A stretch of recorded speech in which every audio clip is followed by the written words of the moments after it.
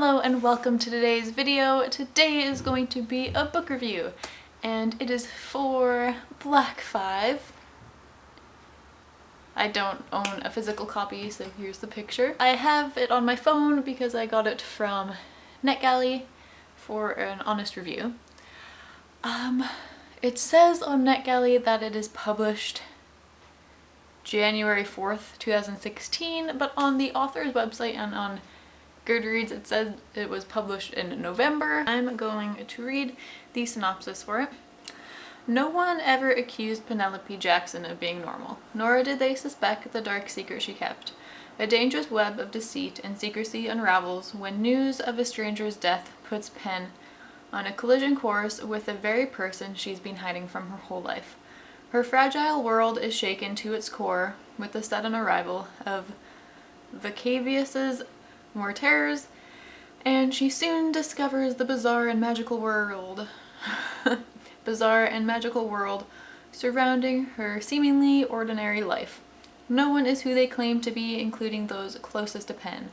A mysterious security detail emerges from the shadows, scrambling to protect her as powerful forces await the fall of a protective veil on her 18th birthday. Pen prepares to fight against the unseen evils before it's too late. The world of Nymerian Oat and its population depends on her survival, for she is the Sanguine, the Black 5. Where loyalties run deep, secrets run deeper. Fate can be a cruel tyrant. Yes, so you get like a vague idea that you get the vague idea from that. So basically it's about Pen, and she's 17-year-old, she goes to high school, and then one day someone dies. And it's said to be an animal attack, but he was buried in a shallow grave. So it becomes very obvious, very fast, that it's not an animal and it's something more than that. But her whole town goes on lockdown. They aren't supposed to go out after dark, they all have to go home at the same time. She obviously doesn't follow any of those rules. Like, there's a curfew, but she's always breaking it. She realizes that she is a Black 5, which will be explained in the book, because I don't want to spoil anything, so I'm not going to explain that. And she has to save this magical place, so she needs to put aside all her trust issues and hurt feelings and just overcome that so she can start training to have a battle with Vacavius. And that's going to take a long time, so she needs to prep for that. I can't really talk too much about this book just because, I don't really want to spoil anything, and I feel like if I mention something, I'll spoil it, and then the big surprise in the book is kind of not as surprising. What I liked about this book: I liked the characters, I liked their personalities, I liked how through the book they developed and you clearly saw them develop. Pen in particular, she didn't actually bug me that much. She wasn't super whiny. There was kind of a love triangle. She made mistakes, she did things that I didn't really like, but overall I liked her character. The plot was good. It flowed nicely. The story was okay written. It wasn't the best, it wasn't the worst, it was fairly well written. It could have improved a lot more if the writing was just a bit clearer. There were some parts where it got really confusing and I feel like it contradicted itself a lot.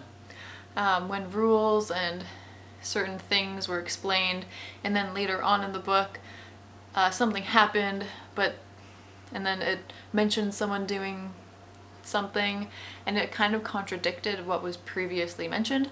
So that really confused me, and I have been having a hard time focusing on reading lately, which I'm pretty sure I mentioned in my last video.